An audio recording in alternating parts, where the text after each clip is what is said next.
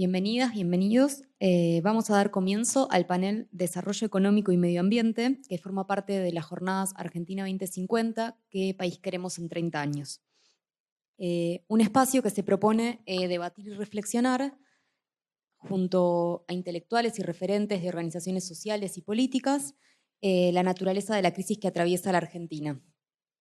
Uno de los problemas más urgentes que tenemos como sociedad es el medio ambiente. No sé si el calor en pleno marzo nos lo deja un poco claro, pero bueno, por la propia dinámica del sistema capitalista en el que vivimos, se generan múltiples problemas en el medio ambiente y ambientales que ponen en riesgo las condiciones de vida y la vida misma. Entonces, es por eso que en esta mesa tenemos por objetivo pensar cómo enfrentar los problemas de una manera racional y efectiva mediante un mayor desarrollo científico. Desde Vía Socialista, una de las organizaciones que forma parte del movimiento Argentina 2050, que somos quienes organizamos las jornadas, creemos que esto es posible. Y proponemos como disparador para el panel el interrogante: ¿cómo enfrentar los problemas ecológicos sin volver a la edad de piedra? Para eso convocamos a participar a Alberto Simadore, doctor en Relaciones Internacionales, especializado en Desarrollo Sostenible, Ciencia de la Sostenibilidad y Economía Internacional, docente de la Universidad de Buenos Aires, miembro del Plan Fénix y director de la revista Voces en el Fénix. Martín Aguiar, ingeniero agrónomo, doctor en Ecología, investigador superior del CONICET y profesor titular de la Cátedra de Ecología, Facultad de Agronomía UBA. A Federico Ariel, doctor en Ciencias Biológicas, miembro del directorio de ITEC, investigador del CONICET en el área de biotecnología y docente de la Universidad Nacional del Litoral. Y a Claudio Fernández Macor, máster en Economía, docente de Economía Ecológica en la Universidad Nacional Litoral, militante de Razón y Revolución y de Vía Socialista. Arrancamos por... Perdón. Sima D'Amore. Bueno, muchas gracias, Dolores. Bueno, muchísimas gracias por la invitación. Siempre es reconfortante pensar en el largo plazo, si bien, como decía John Maynard Keynes, es aquel donde todos estamos muertos. No obstante, creo que este es uno de los requerimientos más importantes que tiene la sociedad argentina en este momento y la clase dirigente argentina: pensar en el largo plazo, sobre todo porque las transformaciones requeridas en el tema que nos convocan acá son de una enorme magnitud que no pueden ser ni siquiera concebidas en el corto plazo, ¿no? Desarrollo económico y medio ambiente es el tema que nos convocaron aquí para reflexionar y para hablar. Y mi elección es hablar de desarrollo sostenible, que es un concepto que ya tiene más de 40 años en elaboración y combina las dimensiones económicas del desarrollo, la social y la ambiental. Estas tres dimensiones del desarrollo sostenible se me ocurren que son aptas para considerar la problemática del desarrollo, que es uno de los temas más polémicos de las ciencias sociales interdisciplinarias internacional, por todo lo que implica, ¿no? El desarrollo sostenible es en sí un proceso histórico de transformación del ambiente y de la sociedad. Y esto involucra producción, consumo, distribución de recursos, bienes y servicios destinados a satisfacer necesidades del presente, pero que la idea de sostenibilidad nos hace poner la vista en el futuro. Este futuro que estamos invitados a reflexionar y ciertamente es uno de los grandes problemas de nuestro tiempo. ¿Por qué es uno de los grandes problemas de nuestro tiempo y por qué la idea de desarrollo sostenible puede contribuir a solucionarlos?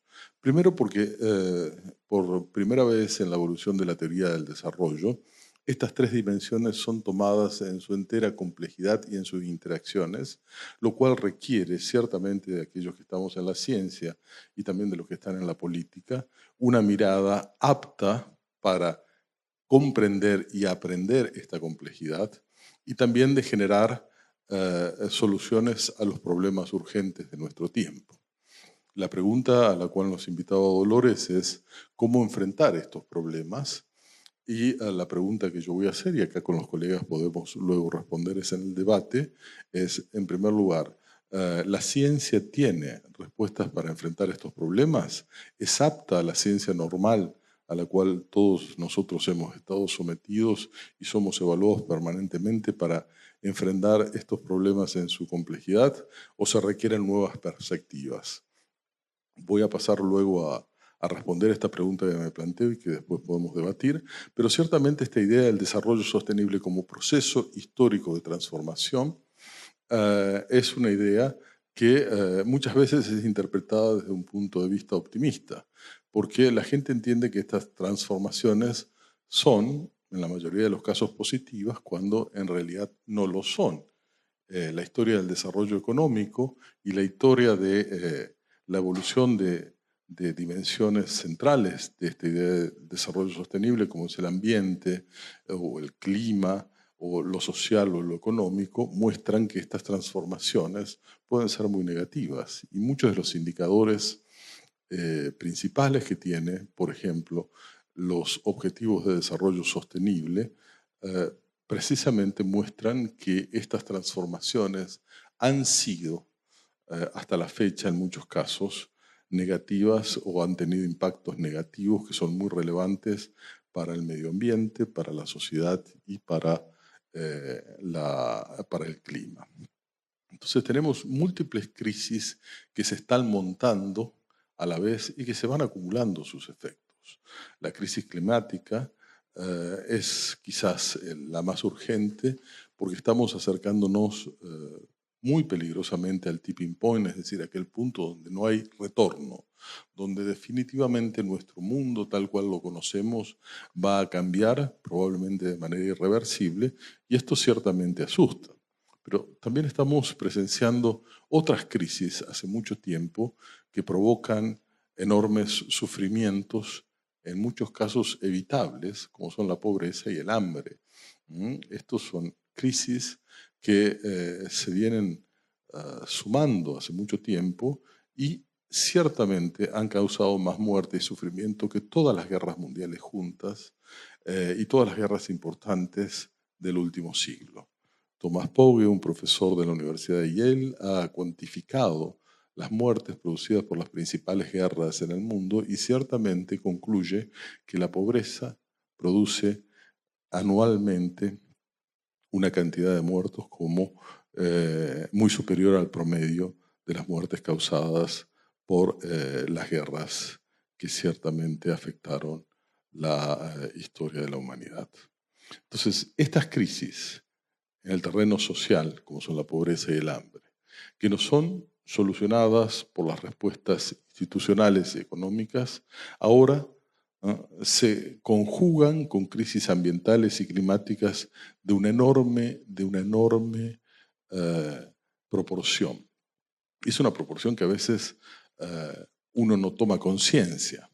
Hace un par de años salió un informe muy importante de la Universidad de Cambridge, donde Sir Partha Dasgupta, uno de los economistas más importantes de nuestro tiempo, primero cuantifica la magnitud del daño ambiental causado, del capital natural que se han producido en las últimas 4 décadas, y hemos tenido una pérdida del capital natural del orden del 40%.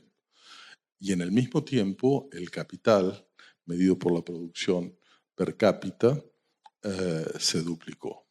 Es decir, estamos presenciando un aumento de la incidencia del capitalismo en nuestras vidas que afectan a muchos y benefician a pocos, pero por otra parte y paralelamente estamos presenciando una pérdida de capital natural que nos lleva a concluir que en poco tiempo vamos a necesitar más de un planeta Tierra para poder satisfacer el estándar de desarrollo o el patrón de desarrollo que venimos transitando.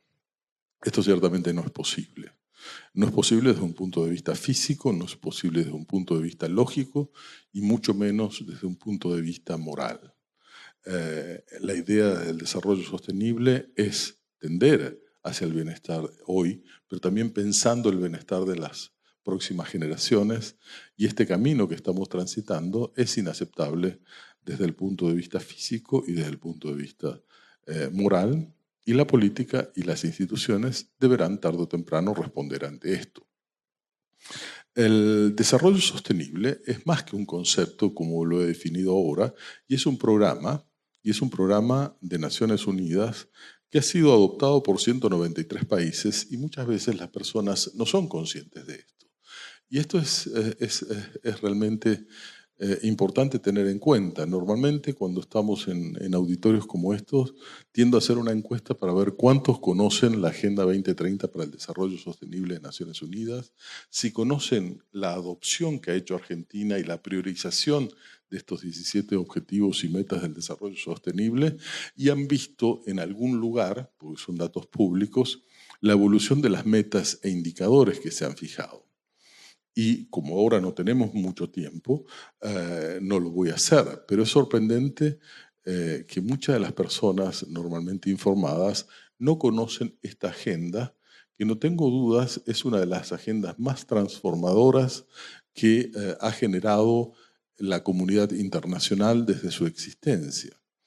Y siendo tan transformadora, y además de contar con indicadores de éxito o de fracaso al establecer objetivos, metas e indicadores precisos que son adaptados a los niveles de desarrollo de cada país y a las diversidades culturales, así solucionando uno de los problemas típicos del desarrollo económico tradicional en el que todos hemos sido educados, es ciertamente algo para tener en cuenta e incorporarlo. Y yo no dudaría tener esto también en cuenta como parte de esta Agenda 2050 o parte de este Horizonte 2050, porque es lo que tenemos y además cuenta con el compromiso explícito de 193 estados.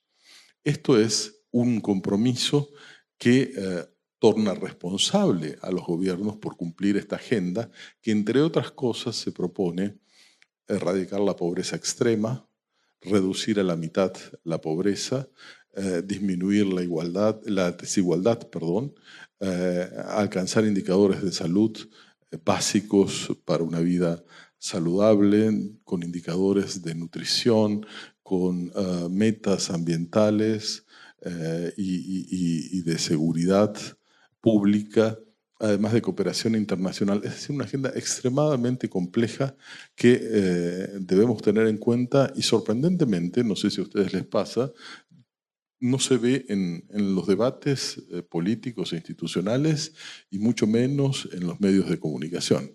Hay un problema, evidentemente, acá y un problema de comunicación en el cual nosotros, a veces como científicos, formamos parte del problema porque no sabemos inducir los debates en torno a esto, que ciertamente es un tema muy importante.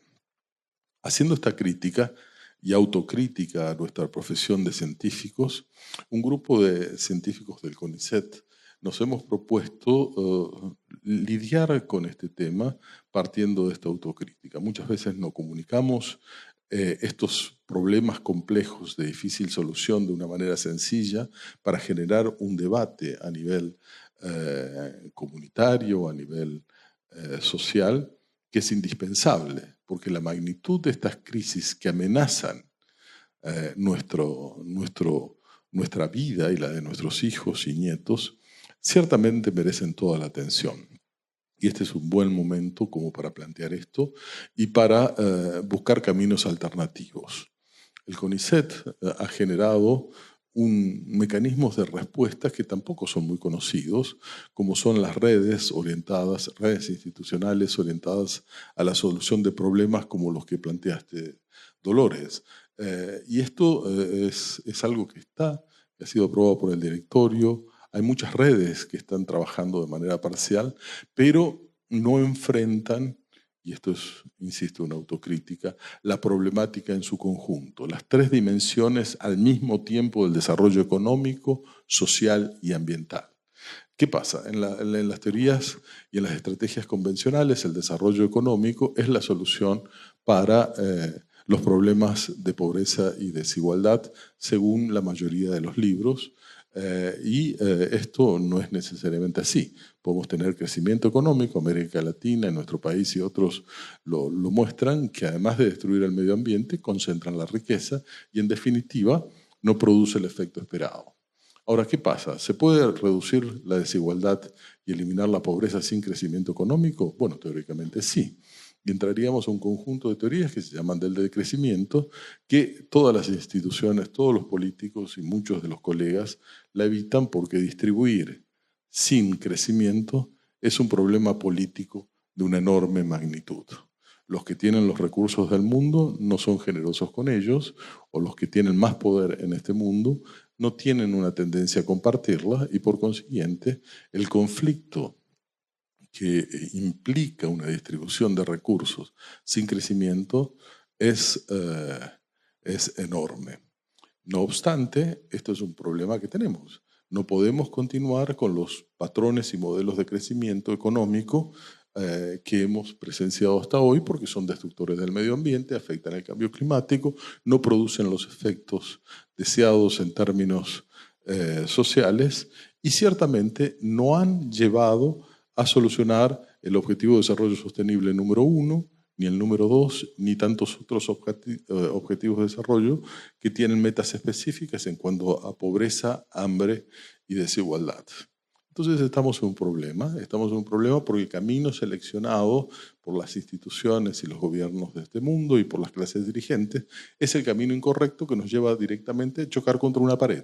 Tarde o temprano esa pared está ahí y estamos dirigiéndonos a velocidad importante. Estamos llegando a los tipping points, a estos puntos de no regreso en el tema de cambio climático y que se están acelerando, por ejemplo, y esto nos va a llevar a una reflexión. La pregunta que hay que hacerse acá, Dolores y colegas, es si tenemos tiempo para ello. Yo creo que el 2050 es una meta quizás realista porque está lejos en el tiempo, pero no suficientemente ambiciosa. Si se liberan metano, como se está liberando en Turkmenistán, en Rusia, en Estados Unidos, si continúan en estos niveles de contaminación ambiental, se va a acelerar el cambio climático y se va a acelerar el deshielo que va a liberar más metano. Y este es un camino que va a afectar el ambiente, que va a afectar la sociedad y ciertamente la posibilidad de lograr el desarrollo sostenible con un equilibrio entre lo ambiental, lo social y lo económico. Entonces, ¿son las RIOS soluciones? No lo sé, pero ciertamente es un camino alternativo. Las RIOS son las redes orientadas a la solución de problemas del CONICET. Y un grupo de más de 20 colegas estamos tratando de ver el tema del desarrollo en sus 3 dimensiones como problemas específicos que tienen que ser solucionados, tratando de combinar estas 3 dimensiones y balancearlas. Estos problemas específicos tienen que ser planteados a algún nivel, porque el nivel internacional es demasiado grande, hay muchas diferencias entre países, económicas, sociales, ideológicas, de intereses. Dolores, decime cuándo tengo que parar, yo estoy tratando de portarme bien, pero 5 minutos. Entonces, esto tiene que ser visto a nivel desagregado para cumplir con este objetivo de mantener diversidades culturales que son esenciales para poder equilibrar políticamente la consecución de estos objetivos. ¿Por qué es así? Bueno, porque ciertamente, inclusive en nuestro país, el sentido del buen vivir en comunidades del norte santafesino son distintas a la de la capital de este país y también son distintas al sur argentino o a Perú o a Brasil u otros lugares. Todos tenemos distintas ideas de lo que es el buen vivir y la sociedad tiene derecho a definir qué significa buen vivir en el marco de un contexto de desarrollo sostenible. Entonces, tenemos que empezar a desagregar estos temas del desarrollo, bajarlo al territorio y empezar a operar sobre ellos. Esto lo estamos haciendo muchos, cambiando nuestros marcos teóricos y metodológicos, adaptándonos, aunque el aparato científico y tecnológico de este país todavía no está trabajando con las metodologías y teorías que requieren este tipo de cambio de uso del conocimiento y transformado este uso del conocimiento en los procesos de toma de decisiones que nos permitan balancear y lidiar con esta complejidad. Esto es extremadamente complejo. Entonces, ¿cómo hacemos los científicos para traducir nuestros hallazgos en nuestras investigaciones en el proceso de toma de decisiones destinado a solucionar estos grandes problemas de nuestro tiempo? Tenemos que encontrar los métodos para hacerlo y ciertamente existen distintas metodologías, familias de metodologías y teorías para hacerlo, para sintetizar. Creo que es importante en una mirada hacia 2050 poner la idea de desarrollo sostenible en sus 3 dimensiones, no solamente la ambiental, en sus 3 dimensiones sobre la mesa. Es necesario sacar este tema de la competencia política que es natural a las democracias. Es muy difícil pensar en el largo plazo, es muy difícil planificar en el largo plazo y es más difícil aún planificar cuando esto forma parte de la competencia política. Esto de alguna manera, la ciencia y la dirigencia política, económica y social del país debe llegar a un acuerdo de decir, bueno, competimos políticamente, son las reglas de la democracia que nos costó conseguir y que la queremos cuidar. Competimos por cargos electorales, por lugares, por políticas, pero dejamos este núcleo de políticas que tienen que ver con el desarrollo sostenible, sobre todo lo que tiene que ver con el uso de los recursos naturales, con lo que tiene que ver con las energías renovables, con la distribución de ingresos de largo plazo, con lidiar con el envejecimiento de la población, con la calificación de ciertos estándares para el buen vivir en estas 3 dimensiones y nos ponemos a pensar y a actuar en este sentido. Sacando, insisto, esto, quizás el Congreso, los congresos nacionales y provinciales y a nivel local también, debemos hacer este ejercicio para poder operar a largo plazo y después que la democracia siga haciendo lo que corresponde.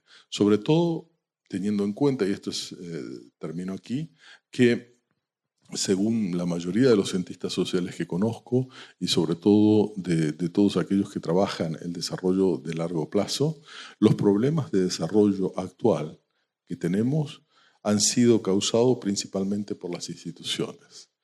Esto quiere decir que las instituciones tienen que reformularse para poder corregir estas cosas. Es muy difícil hacerlo, es extremadamente complejo, insisto, pero no tenemos opción. Así que bienvenido a este espacio de debate. Muchas gracias por la invitación y continuaremos hablando de esto. Muchas gracias aparte por el tiempo. Perfecto. Bueno, continuamos con Martín entonces. Bueno, muchas gracias por la invitación. Cuando hicieron el primer contacto y hablaban del tema de desarrollarnos y volver a la edad de piedra, eso fue una cosa que me ocupó bastante tiempo pensarlo y finalmente la conclusión mía fue que es un concepto totalmente relativo. Digamos, en la actualidad hay un montón de conciudadanos nuestros que están viviendo realmente en la edad de piedra. Y ese es un punto en donde coincido completamente con lo que estabas planteando. El tema ambiental no lo podemos despegar del buen vivir de todos los argentinos. Entonces el foco tiene que estar puesto justamente en nuestros conciudadanos que están viviendo en condiciones que son francamente de gran pobreza. Cuando me presentaron, dijeron un montón de cosas respecto de lo que soy. El objetivo principal de eso es que ustedes vieran cuáles son mis sesgos o cuáles son los sesgos que están detrás de todo lo que voy a decir. El primero es que soy ingeniero agrónomo, con lo cual he aprendido y convivo con la idea de modificar la naturaleza. Pero el segundo es que me dedico a investigar en ecología y eso lo que significa es que en general me interesan no solamente los efectos directos, sino también los efectos secundarios o colaterales de nuestras intervenciones sobre la naturaleza. Y en relación a la ecología, esto de lo que voy a hablar no tiene absolutamente nada que ver con lo que yo trabajo. Yo trabajo en sistemas patagónicos, en pastizales patagónicos que son áridos, que tienen muy baja productividad, que tienen muy baja densidad poblacional, que tienen serios problemas de comunicación y que se alejan un montón de esta sopa en la cual estamos metidos los que vivimos acá en Buenos Aires. Es decir, yo vivo en Buenos Aires, pero digamos, viajo 2.000 kilómetros hasta mi sitio de trabajo y permanezco allá por algunas semanas a lo largo del año.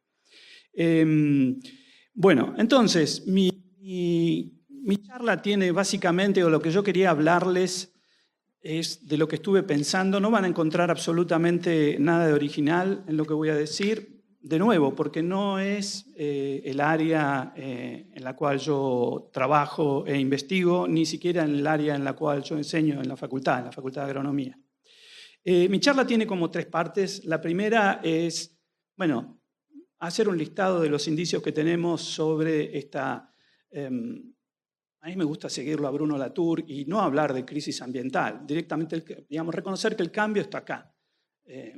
Y mi principal preocupación, y ahí entra el sesgo, yo estudio poblaciones vegetales, hay un sesgo demográfico, hay problemas de extinción de especies por sobrepastoreo en Patagonia, que son los que nosotros estudiamos. Mi gran preocupación no es tanto por el cambio climático, sino fundamentalmente por la pérdida de diversidad biológica. Obviamente que el cambio climático colabora con eso, pero digamos, mi preocupación en este momento, y desde hace un tiempo ya, es la pérdida de diversidad biológica. Aspecto que a mis colegas agrónomos en general no les preocupa demasiado. La principal preocupación durante mucho tiempo ha estado en el suelo. Una vez que se solucionó parte del problema de la erosión con los cultivos transgénicos, bueno, la cosa ha seguido y sobre eso yo quiero después volver.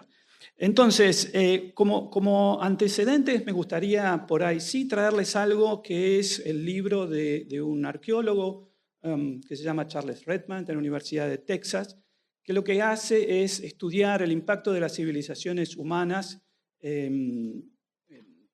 sobre el ambiente, fundamentalmente las más antiguas, las que tienen más de 2.000 años. En su recuento de revisar qué es lo que pasó con todas las civilizaciones, siempre el proceso, según él, hay un proceso básico, que es que esas civilizaciones tenían un problema concreto que impedía su desarrollo, que impedía su crecimiento. Una vez que encontraban las herramientas o la tecnología o la cultura organizacional para resolver ese problema, esas sociedades aumentaban en tamaño y lo que sucedía inmediatamente después es que había una intensificación en la utilización de los recursos ahora con estas nuevas maneras de vivir. El paso siguiente era una degradación ambiental y un abandono. No es que se morían, simplemente que lo que ocurría es que esa civilización se extinguía, la gente salía y migraba hacia otros lugares. Eso ocurre, como estoy diciendo, hace más de 2.000 años. Esa alternativa en la actualidad no existe. Digamos, el planeta está de alguna manera totalmente ocupado. Entonces no tenemos posibilidad. Los que tenemos en este momento en la Argentina son los recursos que tenemos. No podemos pensar en que, bueno, si nos quedamos sin pampa ondulada, tendremos posibilidad de agenciarnos otra región equivalente. Es lo que tenemos y es lo que tenemos que cuidar. Redman, para concluir con él, y acá entra un poco también lo que recién decía que finalmente lo que está controlando, este no es el papel, perdón, lo que está controlando qué es lo que pasaba con la relación entre civilizaciones y la naturaleza, eran básicamente la interacción entre estrategias productivas, instituciones sociales, y acá entraba un poco lo que vos habías mencionado, y los recursos naturales que son el contexto en el cual se desarrolla esa civilización. Me parece que este es un punto importante porque son estudios inapelables, es lo que ya ocurrió. Sabemos que ocurrió eso. Hay registro arqueológico que ocurrió eso. Si uno mira la ciudad de Timbat, en el norte de África, una ciudad que digamos, tuvo su máximo desarrollo hace 2.000 años, una sociedad encuentra un desarrollo arquitectónico de la trama urbana impresionante. Pero todo eso, si uno mira el contexto, es de un desierto espantoso. no espantoso, a mí me encantan los desiertos, quiero decir, pero es poco explicable ese desarrollo arquitectónico y cultural en ese lugar. Después están, por supuesto, la otra cosa que me parecía que era interesante es 1972, cuando aparece el libro o el informe del MIT, encargado por el Club de París, Los límites de crecimiento. Ese es probablemente la alerta más importante de que el crecimiento de la población humana, que en ese momento era percibido como exponencial, digamos, el planeta no iba a alcanzar para eso. Entonces ese me parece que es un punto importante. Sobre eso quiero volver después, porque ahí hay una experiencia que me parece que es relevante y que tenemos que rescatar, que es la experiencia de la Fundación Bariloche en 1970, cuando se plantea el desafío de generar un modelo equivalente al del Instituto de Massachusetts, pero orientado con objetivos claramente argentinos, del sur en realidad. Eran bastante más ambiciosos. Tenemos también los informes del IPCC, tenemos las listas rojas que indican las especies que están en peligro de extinción, tenemos los informes del IPBES, de la plataforma intergubernamental para el control de la biodiversidad y los servicios. Acá me quiero detener en un aspecto importante, y es que a diferencia del IPCC, que se limita a recopilar información científica, el IPBES es también normativo. Esto quiere decir que allí hay pautas, un poco en línea con lo que vos estabas señalando sobre los convenios, ¿no es cierto? Entonces, ese me parece que es otro punto importante. Todo esto me parece que es recontra importante, pero para lo que nos convoca hoy, y yo concuerdo completamente con la importancia de estas jornadas, es la Argentina. Y entonces es sumamente importante filtrar o mirar toda esa información que viene en términos internacionales a partir de lo que está ocurriendo con la realidad argentina, con la heterogeneidad social, con la heterogeneidad económica, pero también con la heterogeneidad ambiental. Con esto termino la primera parte. La segunda sería pensar entonces un poco cuáles son los procesos que están llevando a esta situación. Y a mí me gustaría rescatar como primer proceso algo que dice el IPBES, que es básicamente el cambio en el uso de la tierra. Y ahí hay tres procesos muy claros de cambio de uso de la tierra. Uno tiene que ver con la agriculturización de los territorios. El segundo tiene que ver con todo lo que tiene que ver con armar construcciones, urbanizaciones, caminos, etc. Y el tercero es toda la industria o la actividad extractivista. Ese es otro cambio importante en el uso de la tierra que todos esos tienen enormes, o básicamente, digamos, castigan fundamentalmente la biodiversidad. Y entonces, por eso mi gran preocupación y mi centro de atención sobre la diversidad biológica. El segundo punto que me parece que yo señalaría, y acá estoy siendo un poco desafiante, y calculo que el panel por ahí se va a crispar un poco, y ustedes también, es el desarrollo tecnológico.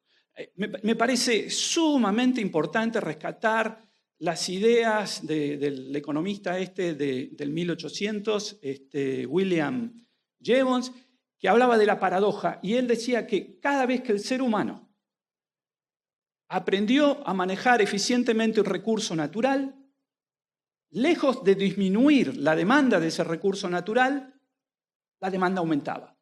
Puntualmente, inicialmente hay una disminución, pero después aumenta desproporcionalmente, simplemente por una cuestión económica. Entonces, si ustedes se fijan qué es lo que pasó, por ejemplo, con la siembra directa, se van a dar cuenta de que allí claramente está puesta la paradoja de Jevons. Digamos, la siembra directa solucionaba un problema, que era el manejo eficiente de nuestros suelos, pero inmediatamente después se larga un movimiento muy fuerte de expansión de la frontera agropecuaria.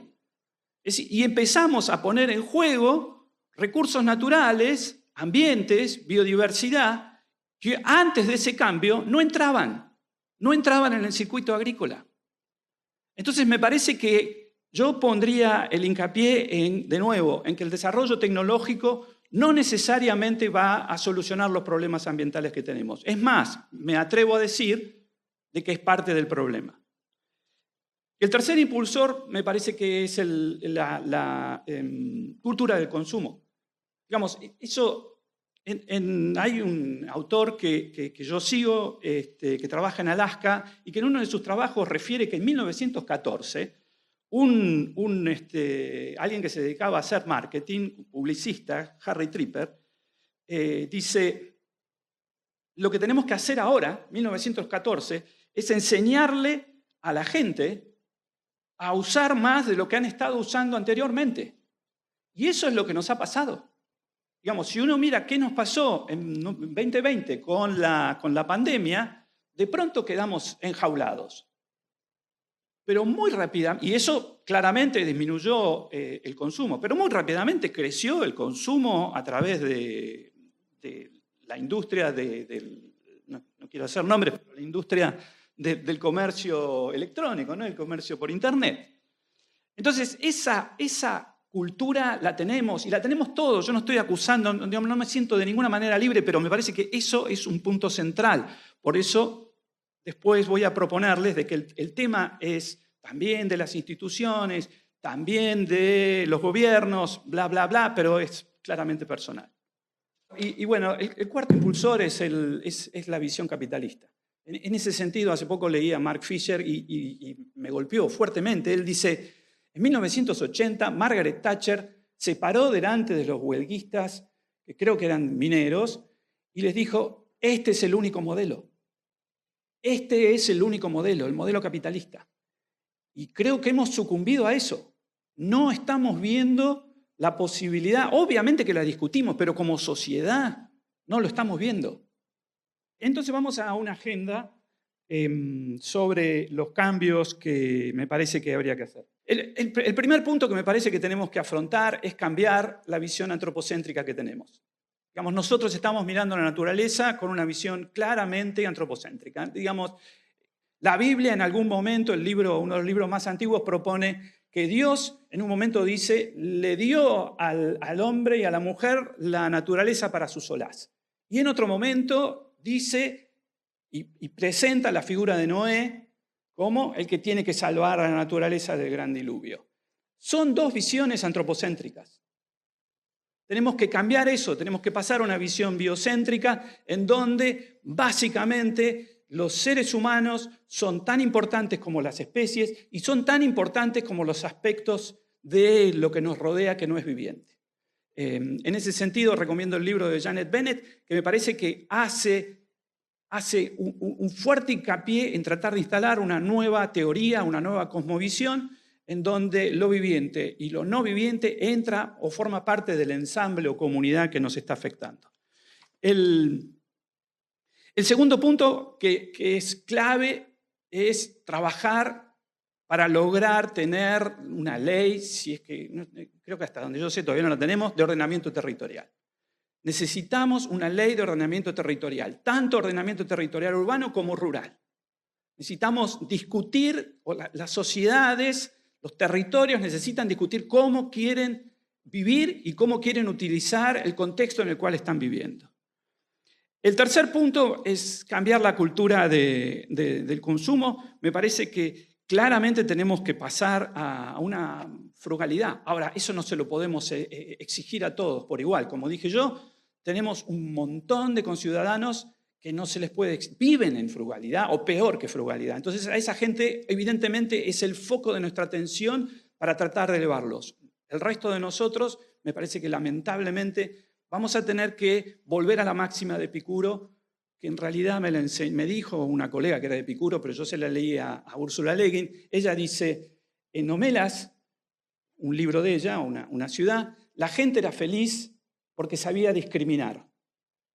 La felicidad se basa, dice Ursula Le Guin, en una discriminación justa entre lo que es necesario, lo que no es ni necesario ni dañino, y lo que es dañino. Me parece que claramente nosotros tenemos que concentrarnos en lo que es necesario. Lo que es innecesario y no dañino no entra. Asumo que como sociedad lo dañino no lo estamos incluyendo dentro de nuestra felicidad. Lo último bueno, hay dos cosas más.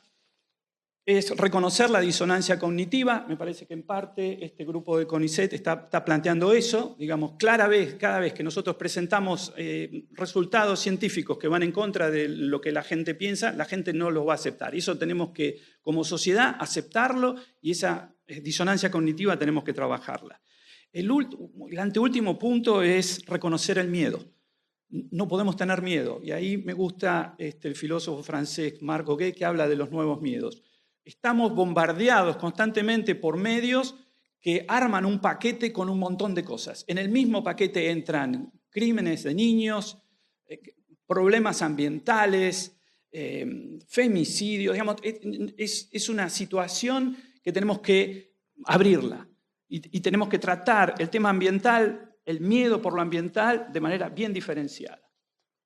Yo creo que ya termino, pero el último sesgo es este que ven, el pelo blanco. Yo soy abuelo. Y honestamente creo que esto tenemos que hacerlo, o yo lo hago, por Juana, por Renata y por Ramón, que son mis nietos. Ellos son los que van a llegar al 2050. Yo no llego a eso, de ninguna manera. La mayoría de ustedes, que veo acá, son jóvenes. Ustedes van a ser los que van a tener que decidir qué es lo que van a hacer. Y una cosa que me llamó la atención en la jornada es que lo miré 2 veces, pero reconozco que no en profundidad, me parece que no está tratado el tema de las infancias. Me parece que necesitamos incluir en esto que tenemos que discutir a las infancias. No solamente, digamos, los trabajadores, está todo bien, pero las infancias es críticas. Y si estamos hablando de algo que va a estar ocurriendo o que debería estar ocurriendo dentro de 30, 40 años, necesitamos poner el foco en eso. Estuvo perfecto el tiempo también. Bueno, Federico. Tomo la palabra entonces. Un placer ser parte de esta mesa hoy. Y también me gustaría por ahí ubicar desde dónde voy a hablar. Me voy a fijar el horario, si no me paso.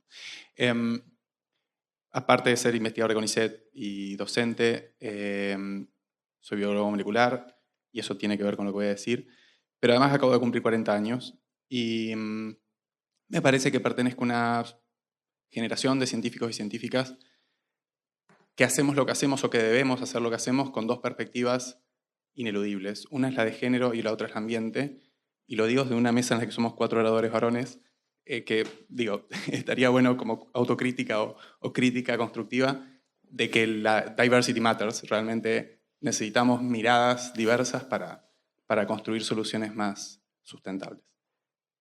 Y la otra es claramente el ambiente. O sea, nosotros entendemos que los desarrollos científicos y tecnológicos que hagamos tienen que impactar positivamente o minimizar los impactos negativos que tengan en el ambiente.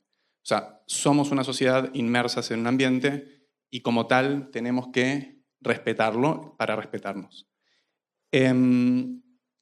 Dije que además soy biólogo molecular porque la biotecnología moderna está basada en los desarrollos de la biología molecular como ciencia básica. Y en los últimos 40 años, digamos, se hicieron grandes avances en ese sentido. De hecho, hablamos de cultivos transgénicos, son cosas que en el siglo XX empezaron a aparecer en las últimas décadas. Y como cualquier tecnología, algunas cuestiones pueden ser positivas y otras pueden ser negativas. Y la perspectiva desde la cual tenemos que pensar nuevas estrategias de agricultura sostenible, hablo del agro porque soy biólogo molecular de plantas, vale aclarar también eso, tiene que aunar perspectivas desde lo científico, desde lo social y desde lo económico, como se dijo antes. Estamos en un contexto de paradigma de producción de alimentos que no es sostenible, por definición. Digamos, si uno mira el mapa de la abundancia de riquezas naturales en el suelo argentino, no quiero entrar en tecnicismos, pero la abundancia de fósforo, de nitrógeno y demás, en los últimos años ha disminuido dramáticamente. Es decir, que no estamos hablando de que hoy tenemos recursos abundantes para la agricultura y que si seguimos haciendo esto no los vamos a tener más. Estamos saqueando el suelo argentino. Es tremendo lo que estamos haciendo. Y un suelo pobre se puede nutrir, sí, con fertilizantes, eso es un hecho, pero entonces la tierra pasa a ser un soporte, un sustrato inerte en el cual uno le agrega comida para las plantas. Y eso no debería ser necesario, pero además tiene un impacto, como recién dijo el colega, muy negativo sobre el ambiente en general, sobre el agroecosistema y sobre el ecosistema, que termina siendo una bola de nieve, ¿no? O sea, uno para tapar baches usa más tecnología que genera nuevos baches. ¿Esto? Bien ahí. Somos conscientes de que tenemos problemas de monocultivo y tenemos problemas de toda la tecnificación de la agricultura que genera nuevos problemas, pero la verdad es que desde la ciencia podemos dar algunas soluciones o deberíamos intentar hacerlo.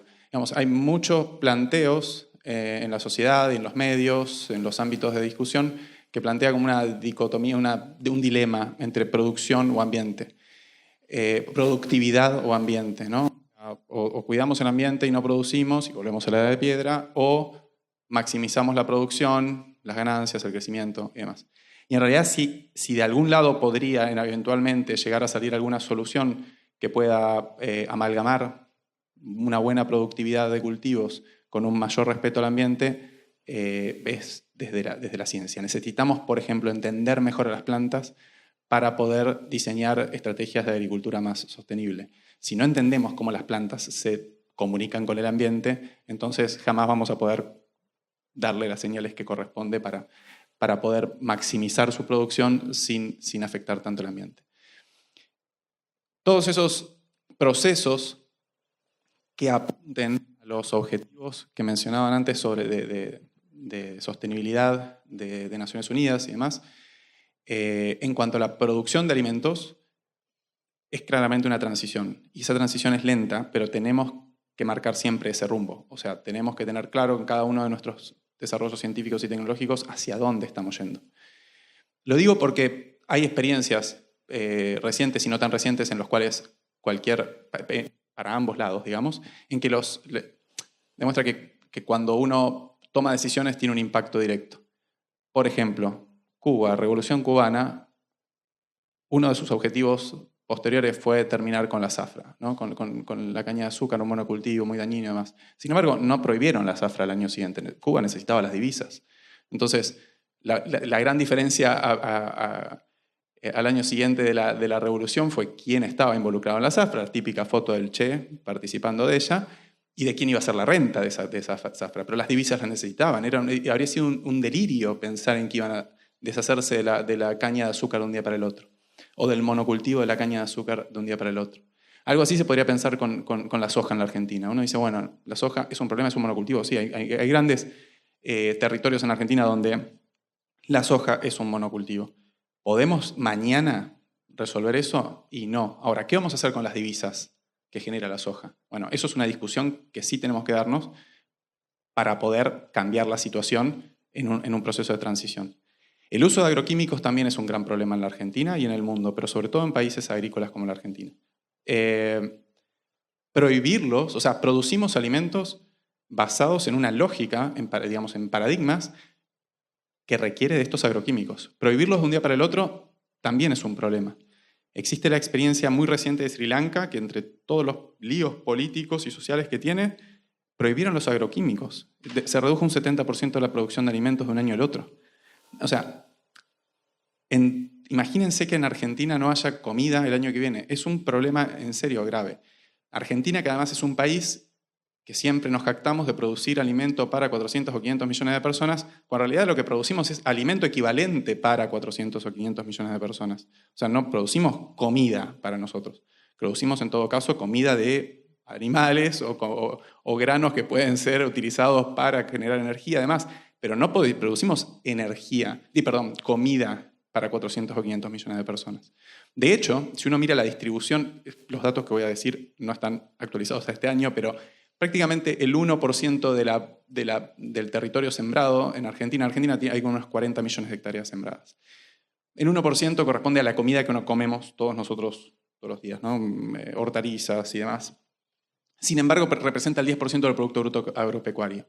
Es decir, que la comida genera mucha más riqueza en realidad, muchos más puestos de trabajo, mucho más ocupación y redistribución y demás.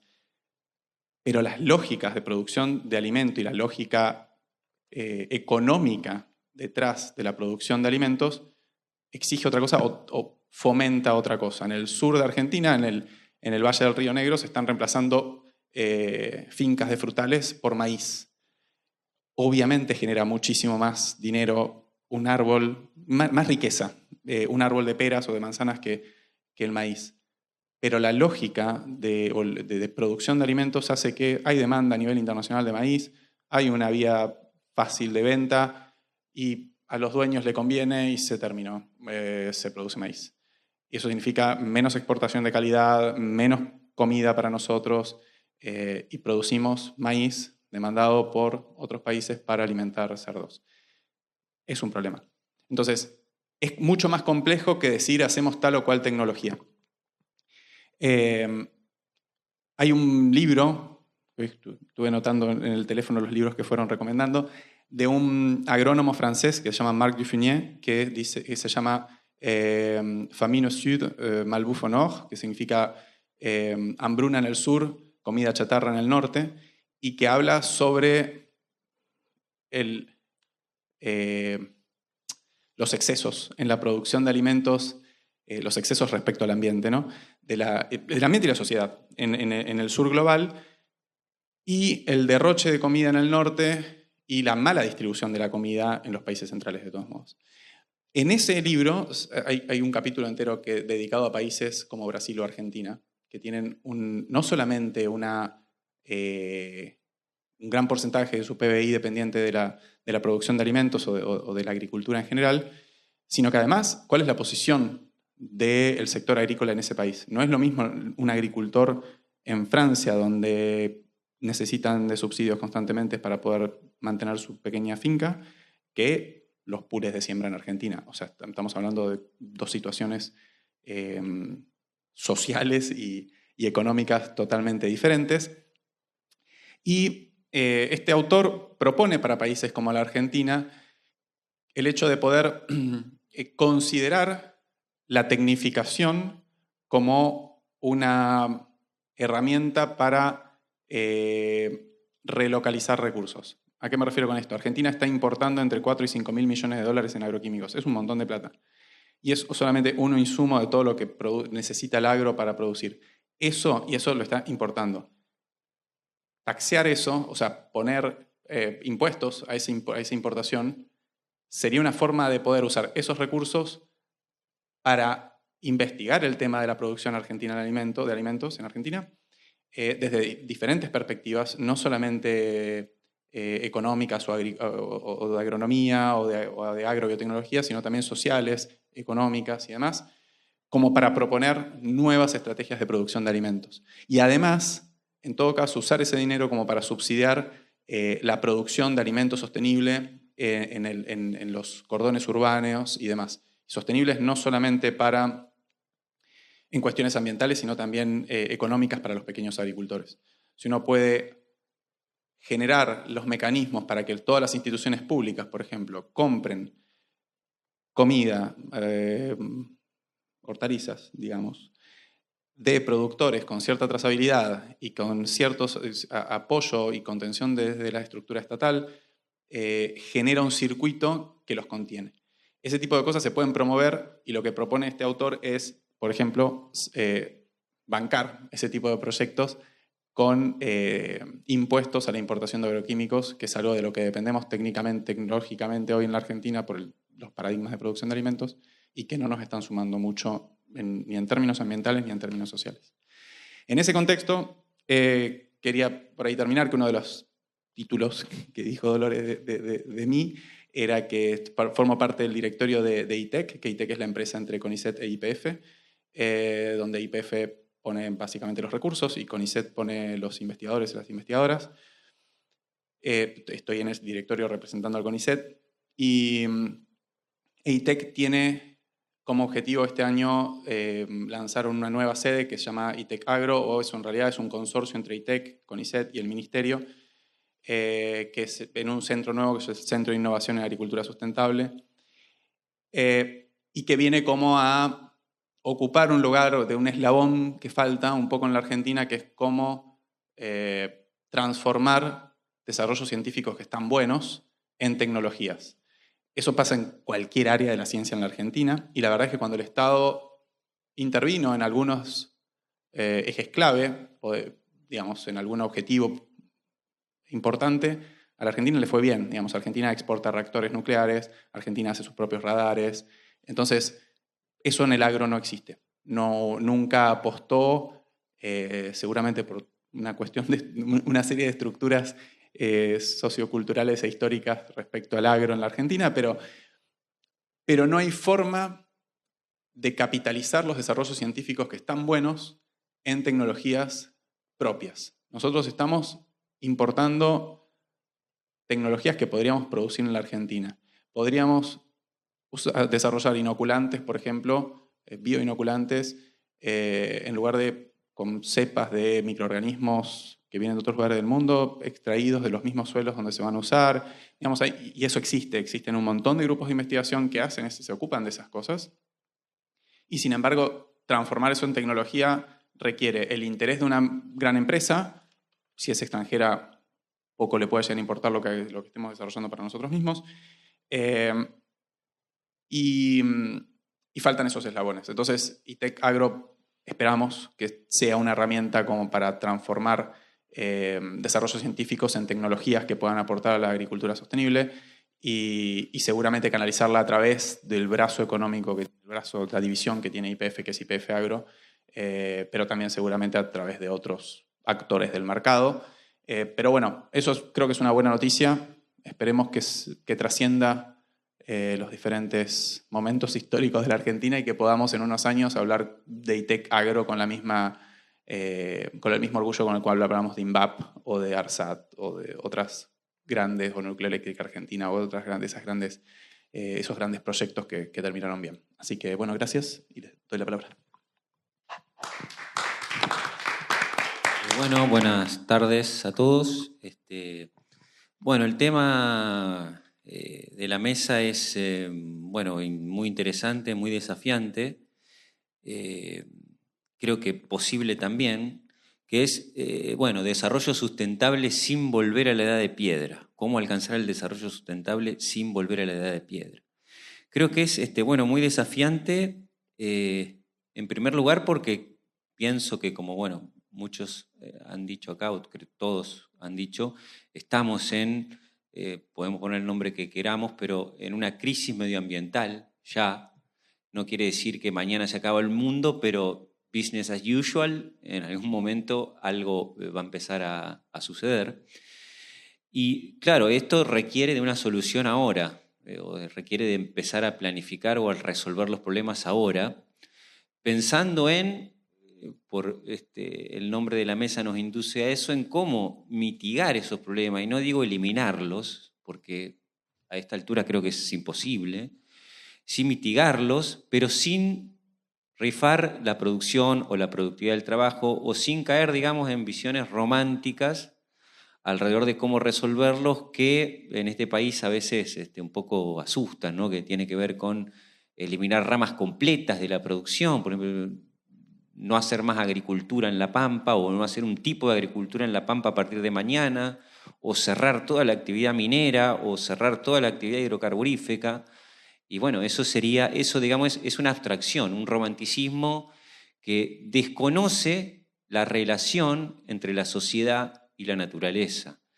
Es decir, no podemos caer en análisis que recaen únicamente en la naturaleza o en lo medioambiental, abstrayéndose de lo social, porque acá es importante tener en cuenta la unidad entre naturaleza, ser humano y sociedad. Es una unidad que no podemos analizarla aisladamente cada una, es decir, no podemos pensar la sociedad aisladamente por fuera de la naturaleza, pero tampoco podemos pensar la naturaleza aisladamente por fuera de la sociedad.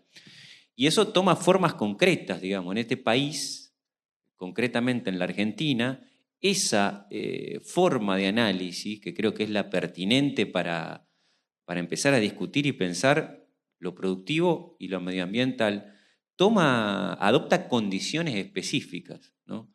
Nosotros partimos de una sociedad, que es la Argentina, que tiene problemas particulares, muy particulares y muy propios, que incluso tendenciales en el tiempo y que tienen que ver con que, por ejemplo, un 70% de los niños son pobres en este país, ¿no? Salió un informe de UNICEF hace un mes con datos de INDEC, en que si uno toma en conjunto privaciones monetarias y no monetarias, el 70% de los niños son pobres y es una estadística que va empeorándose con el tiempo.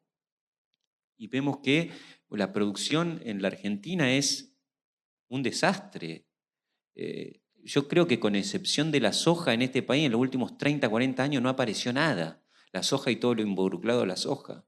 En un contexto mundial revolucionario en ese sentido, donde aparecen ramas vinculadas, ramas productivas completamente novedosas y tecnologías que se aplican a esas ramas productivas completamente novedosas. En la Argentina estamos estancados en muchos sentidos.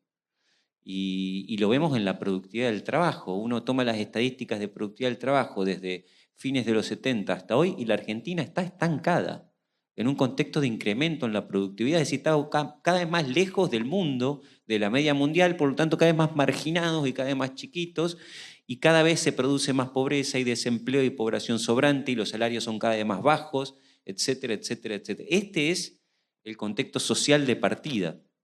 Y en ese contexto social uno no puede plantear escenarios de decrecimiento, por ejemplo, porque no es factible. La Argentina ya está decreciendo, no puede plantear escenarios de no crecer más y redistribuir lo que hay, porque eso es efectivamente lo que pasa en la Argentina. Lo único que se hace es redistribuir lo poco que hay y de manera muy, además muy limitada, ¿no? Ese escenario no va para la Argentina. ¿Puede ir para otra formación económica nacional? Puede ser. En la Argentina no. Yo creo que una condición necesaria para plantear el desarrollo sostenible en la Argentina es un escenario de aumento en la productividad, expansión de la producción y demás. Ahora, ahí entra el problema, ¿no? Es decir, cómo ir hacia ese lugar, es decir, cómo desarrollar las fuerzas productivas como condición necesaria sin deteriorar los equilibrios medioambientales, sin afectar los procesos físicos o químicos de los ecosistemas o la naturaleza. Creo que ese es el gran desafío y consigo, digamos, lo que decía Federico, ahí, digamos, lo que decían también los otros ponentes, pero creo que lo acentuó bien, ahí el conocimiento, la ciencia y la tecnología son las herramientas fundamentales. No podemos volver a la ancestralidad para resolver esos problemas. Digamos, los incas o los aborígenes mesoamericanos tenían formas de producción acordes a una densidad demográfica que era el 5 o 10% de la que tenemos ahora. Pensar en esas tecnologías, en esas formas de organizar el trabajo y la producción en un mundo con 8.000 millones de personas es romántico, no es factible. Pensar en eso en la Argentina del siglo XXI, con un 95% de la población viviendo en ciudades, es utópico, no es factible. Sí creo yo, digamos, en mi opinión, sí el conocimiento de los procesos naturales, aplicar ciencia a partir de esos conocimientos, descubrir, bueno, mucho como lo que decía Federico, descubrir cómo se relacionan las plantas con el medio y poder a partir de eso desarrollar tecnologías que mitiguen, que reduzcan los impactos ambientales. Ese es el futuro, digamos. Mirar hacia atrás no nos va a llevar a ningún lado. Y en ese futuro creo que, bueno, evidentemente la ciencia, la tecnología y el conocimiento son fundamentales, ¿no? Acá el compañero mencionaba el Club de Roma y la respuesta que dio la Fundación Bariloche al Club de Roma. Esta idea de no crecer más ya es relativamente vieja, digamos, ya la planteaba el Club de Roma en los 70. Partiendo de que el proceso de producción es un proceso físico también, es decir, no es solamente un proceso social, la producción no es únicamente una forma de organización social que se apropia de la naturaleza para transformarla y satisfacer necesidades, sino que es un proceso físico y material. Es decir, es un proceso a través del cual la naturaleza se apropia, la naturaleza se transforma, se generan residuos, se genera energía disipada, y eso tiene un impacto medioambiental. ¿Qué planteaba el Club de Roma? No hay que crecer más porque colapsamos en 30 años. Bueno, no solamente no se colapsó, sino que se siguió creciendo. ¿Y qué le respondió la Fundación Bariloche? Que era una respuesta completamente pertinente y creo que acorde al tema de la mesa. Ustedes pueden hablar de un futuro trágico, oscuro, por una crisis medioambiental que nos va a matar a todos. Pero acá en América Latina esa crisis ya está ahora. Hoy hay gente que se muere de hambre. Hoy, podríamos decir, hoy en la Argentina tenemos 70% de los niños pobres. La tragedia ya está ahora, digamos, no hay que esperar 30, 40, 50 años. ¿Y qué plantearon? Bueno, ustedes si quieren no crezcan, pero planteemos un modelo mundial latinoamericano, que le llamaron ellos, donde, bueno, habrá países que no pueden, que tengan la oportunidad de no crecer más, pero nosotros sí necesitamos seguir creciendo. O sea, necesitamos escuelas, infraestructuras, caminos, ciudades, universidades, un sistema de salud, vivienda.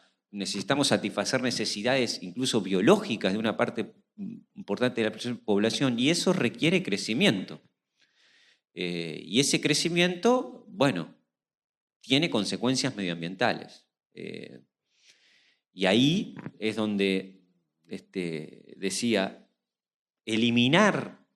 plantear la idea de eliminar el impacto medioambiental. Yo creo, no sé qué opinarán los ponentes, pero a esta altura del desarrollo humano ya no es posible esa situación. Sí es posible mitigar el impacto ambiental actual, ir reduciendo los impactos medioambientales que actualmente se están produciendo bajo distintas tecnologías, formas de organizar el trabajo y la producción.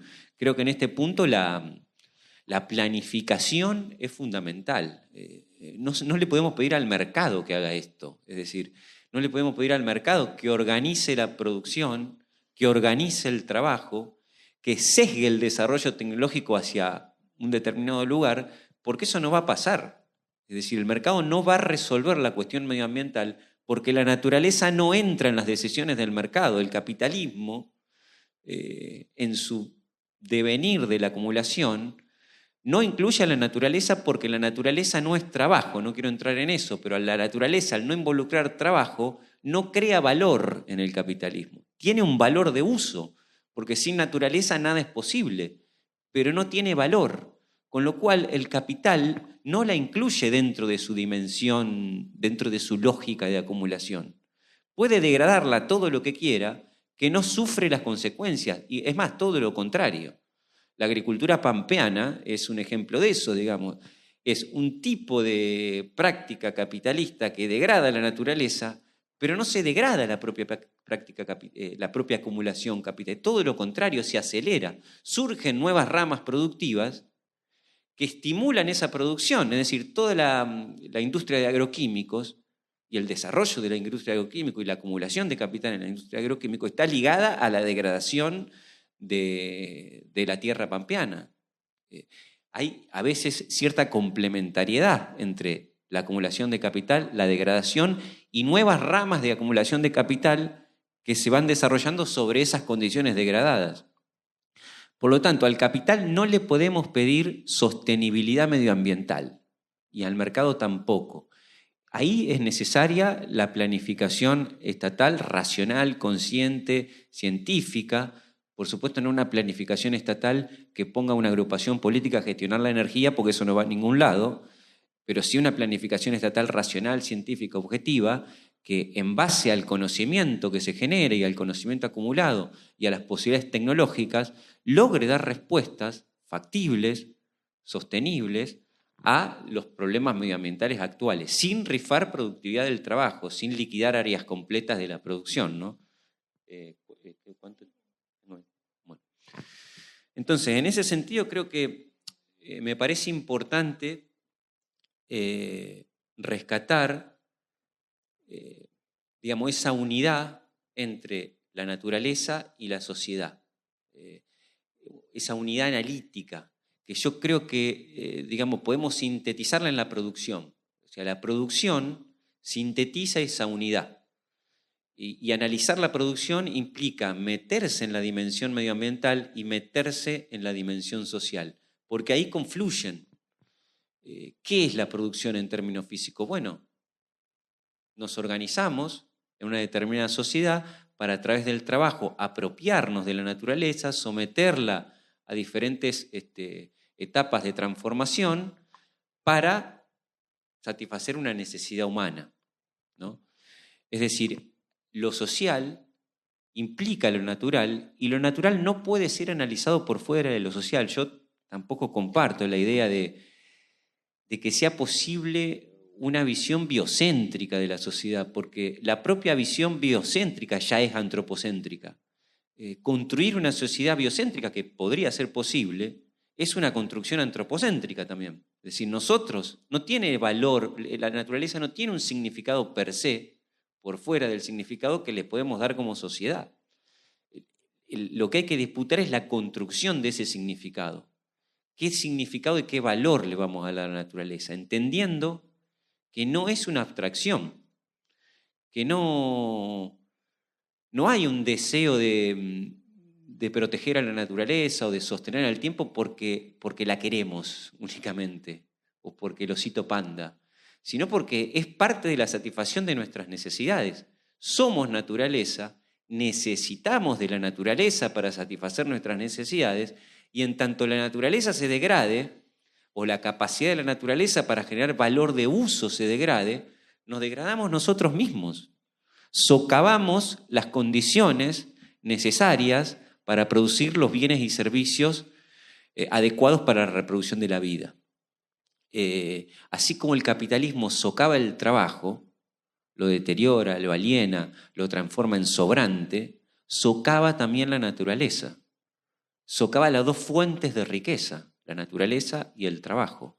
Es decir, esa es la contradicción, ¿no? El capitalismo nos ha traído hasta acá, es decir, el capitalismo, ¿qué quiere decir nos ha traído hasta acá? Ha creado las condiciones para que todos podamos vivir bien, con tiempo libre, disfrutando del tiempo libre, teniendo acceso a bienes de calidad, a bienes que satisfagan nuestras necesidades biológicas, espirituales, culturales, de todos, de los 8.000 millones de habitantes, de los 48 millones de habitantes en la Argentina, pero también ha creado eso, pero también ha creado todo lo otro.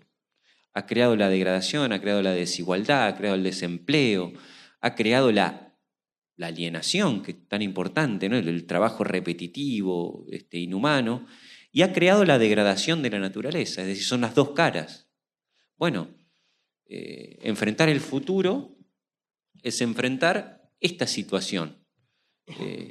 Yo me quedo mucho con lo que dijo Federico, creo que es importantísimo.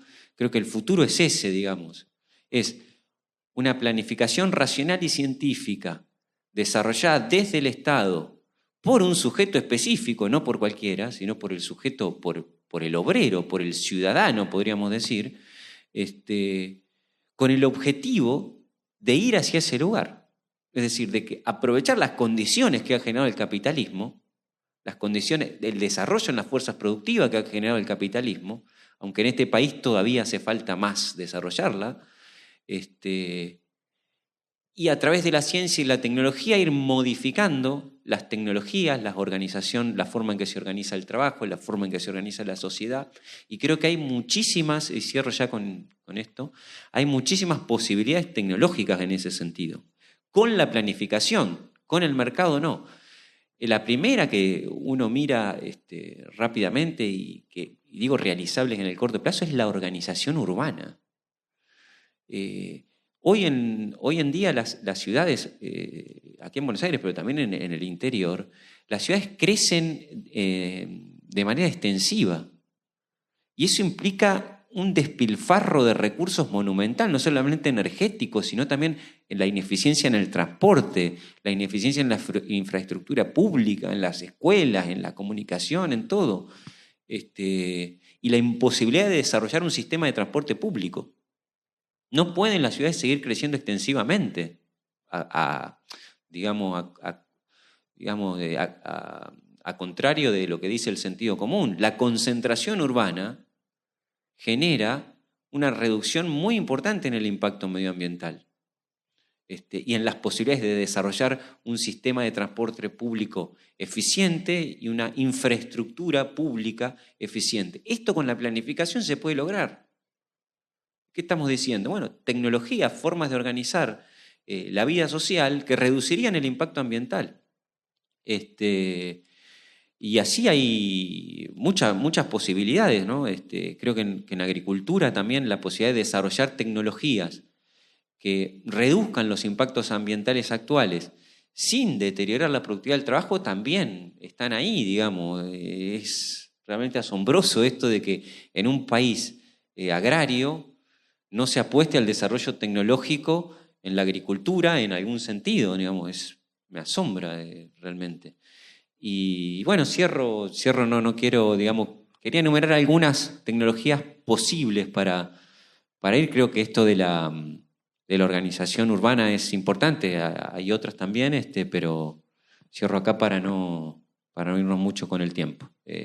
Bueno, gracias. Bueno, muchas gracias a los 4.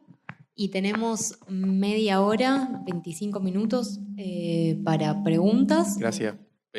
Solo para complementar o para aumentar el intercambio respecto a lo que recién dijiste, Claudio, te referiste a la agricultura sobre que podríamos desarrollar tecnología mirando para el futuro, pero no tanto mirando para atrás. Hay áreas donde eso está más claro, digamos. El litio, por ejemplo, es un mineral que es clave en la transición energética para la acumulación de energía y demás, y hace un tiempo no. Entonces, obviamente, la minería es una actividad que existe desde hace mucho tiempo, pero el entorno al litio ocupa un lugar nuevo. En la agricultura, y como agrónomo no me dejes mentir si digo algo, me corregís, pero durante los últimos, digamos, durante el siglo XX sobre todo, se redujo muchísimo la variabilidad genética también de los cultivos. O sea, si vos mirás hasta el siglo XIX cómo se fueron forjando las variedades de cada cultivo sembradas localmente, por una cuestión previa a la globalización, digamos, se fueron mejorando localmente en un entorno propio, ¿no? No es lo mismo un maíz de tal lugar que de otro, un tomate en Argentina de un lugar que de otro. Y eso hace que existiera como un intercambio, un diálogo entre ese cultivo y el ambiente y una coevolución, si querés, entre plagas o nutrientes y demás. Cuando se acumula el poder durante el siglo XX y sobre todo en la última segunda mitad del siglo XX y lo que va del siglo XXI de quienes desarrollan semillas, quienes distribuyen semillas y demás, se empiezan a reemplazar todas esas gran variabilidad de germoplasma de los cultivos por variedades de elite, ¿no? Es decir, bueno, planta que da mucho más productividad y demás. Pero cuando llevas eso a un ambiente donde no está acostumbrado, aparecen nuevas plagas, no están acostumbrados a que falte nitrógeno y demás, entonces empezás a ponerle fertilizante, plaguicida, además, como para compensar esa alta productividad. Yo creo que mirar en ese sentido en la agricultura particularmente para atrás y volver a rescatar variabilidad genética puede darnos muchas soluciones, muchas respuestas a problemas que existen hoy. Se perdió riqueza en eso, y no es, hay autores que delegan toda la responsabilidad de eso, por ejemplo, en el desarrollo de transgénicos, y eso no es solo así. Obviamente ese tipo de tecnologías promovieron eso. Pero tenés países como Francia, siempre hablo de Francia porque viví mucho tiempo en Francia, pero Francia es un país que siempre prohibió los transgénicos. Y pasó de principio del siglo XX a tener 100 variedades de trigo a tener 7. Y hoy esas 7 se distribuyen en todo el territorio francés con un montón de problemas asociados a eso. Y se perdió esa variabilidad genética. Entonces, volver hacia atrás, mirarlos con todas las herramientas nuevas que uno tiene. Uno puede ver lo que llamamos multiomics hoy, que es ver qué genes se expresan, qué metabolitos tiene, un montón de información para entender mejor las plantas, pero volver a recuperar eso que perdimos sobre todo durante el siglo XX por una cuestión de mercado y de acumulación de poder y de poder económico. Así que eso me parece que sí tenemos que, con una perspectiva actualizada y con todos los conocimientos que tenemos disponibles, volver para atrás para recuperar eso. Eso es solo como para complementar lo que... Muchas gracias. Bueno, ¿hay alguna consulta, pregunta, comentario, reflexión? Hola. Ahí la última reflexión del el último orador, que daba la sensación de que todo era culpa del capitalismo, pero como hablaba al principio, hace 2000 años o más años ya las sociedades se les volaban los suelos y se extinguían. O sea que es una cuestión más de acumulación de personas que del sistema capitalista. Yo creo que la gran barrera entonces para el desarrollo sostenible es psicológica, como también mencionó el primer orador, es decir basta, no podemos seguir aumentando nuestras necesidades infinitamente, es absurdo. Y bueno, lo otro es que yo soy biólogo, entonces no puedo evitar tener una mirada biocéntrica. Seremos parias, seremos pocos, seremos cada vez menos, pero habemos gente que tenemos una mirada biocéntrica y yo me planteo también que tiene que haber una barrera ética, porque si pudiéramos explotar el 100% de la superficie de nuestro país, la vamos a explotar toda, vamos a explotar el 90, el 80, el 50%, porque para mí es, yo trabajé muchos años en Bariloche, y venir de Bariloche hacia Buenos Aires es ver una degradación ambiental, viste, que te rompe el corazón a medida que te acercás a la provincia de Buenos Aires. Y no sé, eso ya también pienso que es parte del bienestar humano. No todo debería ser explotado. Hola, gracias por los comentarios. Esperemos que se activen el resto de los participantes, así charlamos entre nosotros, porque ciertamente estamos hablando de temas difíciles. Y esto de biocéntrico versus antropocénico y en definitiva, yo creo que son las relaciones entre sociedad y naturaleza que han sido estudiadas por los últimos 50 años, las que ahora están eclosionando en cierto sentido y tiene que volver a balancearse. Y no tenemos que tener miedo a discutir estos temas ríspidos como es el crecimiento y el decrecimiento. Estos son necesidades de nuestro tiempo, son temas difíciles, son temas complejos. Tenemos que sacarnos los prejuicios de la cabeza y decir, bueno, ¿qué es importante para una buena vida? Y esto, la persona de Buenos Aires y la persona de Bariloche, y la persona del norte de Argentina y de Noruega, tienen distintas respuestas a esto, ¿no? Pero tenemos que ser conscientes que muchas de nuestras sociedades, por ejemplo, desperdician entre el 30 y el 40% de los alimentos. Entonces, ese tipo de crecimiento que afecta ciertamente a la naturaleza, ¿tenemos que mantenerlo e incrementarlo? Yo creo que hay que replantearlo. Digamos, un crecimiento que produce desperdicio y contaminación tiene que ser replanteado. Y hay que analizarlo objetivamente y tenemos datos científicos para ayudarnos a pensar esto, ¿no? Y me parece que también tenemos que evitar falsas dicotomías como desarrollo sostenible, que esto lo mencionamos muchas veces acá, sin volver a la edad de piedra.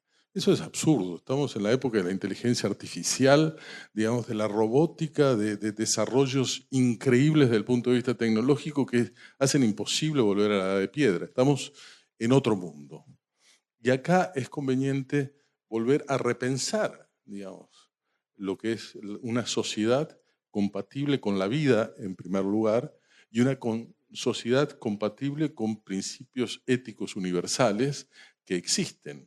Digamos, ahora existen corrientes de pensamiento que van desde el Global Justice para abajo, de la justicia global, digamos, donde uno tiene que replantearse esto. Hay unos estudios fascinantes que a mí me gustaría hacer en algún momento de la vida, que es decir, hablar con enfermos terminales que miren hacia atrás y se pregunten qué es lo importante en la vida. Que ellos reflexionen en ese momento en el cual uno está por morir y decir, bueno, ¿qué fue lo importante en mi vida? Y ahí yo creo que las respuestas, porque ya hay unos casos y yo he hecho algunas investigaciones no sistemáticas, no científicas, pero tengo la impresión que muchos van a decir, bueno, son las relaciones familiares, son los afectos, son los nietos en los que pensaba Martín, son estas cosas que nosotros aprendimos a revalorar en pandemia. Entonces, toda la idea del crecimiento tiene que ser puesta en un contexto mayor, de decir, bueno, sí, el crecimiento implica una transformación, como lo dice la definición que he mencionado al principio, de nuestro medio. Y estas transformaciones son positivas, algunas y otras negativas, tenemos que distinguir. Pero lamentablemente vivimos en un mundo que está gobernado por dos estructuras, que son invisibles pero que tienen un poder enorme, el Estado y el mercado. Es decir, estas dos estructuras interactúan y hacen algo que se llama economía política. Es decir, pedir a una de estas estructuras, que son estructuras, construcciones mentales, no tienen existencia real, que se ocupe de una planificación de largo plazo basada en lo científico, bueno, yo no me atrevería a pedirle eso a una estructura. Sí hay gobiernos, es decir, el Estado es gobierno, territorio, población y orden jurídico institucional. Este conjunto de cosas reales que componen el Estado son los que son responsables por el desarrollo sostenible. Gobierno, sobre todo, e instituciones que tienen la agencia, la capacidad, el poder para transformar las cosas. Entonces, y el mercado es una fuerza, el mercado puede ser capitalista o socialista, y acá creo que tenemos que desagregar enormemente cuando hablamos de capitalismo. No es lo mismo el capitalismo noruego, el sueco, el japonés, el estadounidense, el argentino o cualquier otro capitalismo depredador. Son distintos. Son distintos en muchos aspectos y tenemos que desagregar. Las miradas agregadas contribuyen a la confusión, a los eslogans y a los problemas. Y el tema es acá que yo creo que hay que volver al origen de esto, es decir, ¿cómo resolvemos los problemas? ¿Cómo ahora los organizadores de esta mesa que nos ha convocado, en la cual invertimos tiempo y hay debates, hay problemas, hay iniciativas, hay innovación, hay información, cómo se sintetiza para dar un pasito hacia 2050? ¿Cómo damos seguimiento a esto? Uno de los grandes problemas que tenemos es que muchas veces sabemos cuál es el problema, pero los pasos que damos para solucionarlos forman parte de la construcción del problema en sí mismo. ¿Por qué? Porque en vez de solucionarlo, lo agravamos o no hacemos algo. Estos son problemas organizacionales de primera magnitud que están detrás de las crisis de nuestro tiempo, ¿no? De estas crisis institucionales. Y creo que es importante reflexionar esto con la cabeza abierta y sobre todo poniendo énfasis en las infancias. Esto es así. Los chicos, nuestros hijos, nuestros nietos tienen cabezas distintas a las nuestras. Ellos nacieron en el mundo de la inteligencia artificial, la informática, la robótica. El mundo que les espera es totalmente distinto al nuestro. Van a ser realidades distintas y lamentablemente, si lo situamos acá en Argentina, vamos a tener problemas. ¿Por qué? Porque ustedes habrán conocido estas encuestas sobre educación en Argentina, mejor dicho, estos estudios sobre educación, donde el 43% solamente de los estudiantes de nuestro país alcanzan los objetivos educacionales. ¿Cómo lo insertamos en este mundo de inteligencia artificial, de innovación, de cambio, de complejidades, de las tres dimensiones sociales, económicas y ambientales del desarrollo? Esto es un problema, donde la marginalidad aumenta, donde el 70% de los chicos, medidos multidimensionalmente, en términos de pobreza, son pobres. Es todo un gran tema que tenemos que empezar a pensar. Y acá tenemos que actuar con los poderes y las fuerzas reales y empezar a movilizar y empezar a transformar. Esto es una agenda extremadamente compleja. Entonces, yo les voy a pedir a los organizadores que la síntesis de todo esto ayude para que el año que viene o cuando lo organicen podamos retomarla, porque si no es el eterno devenir de las buenas ideas que no terminan en muchas cosas interesantes.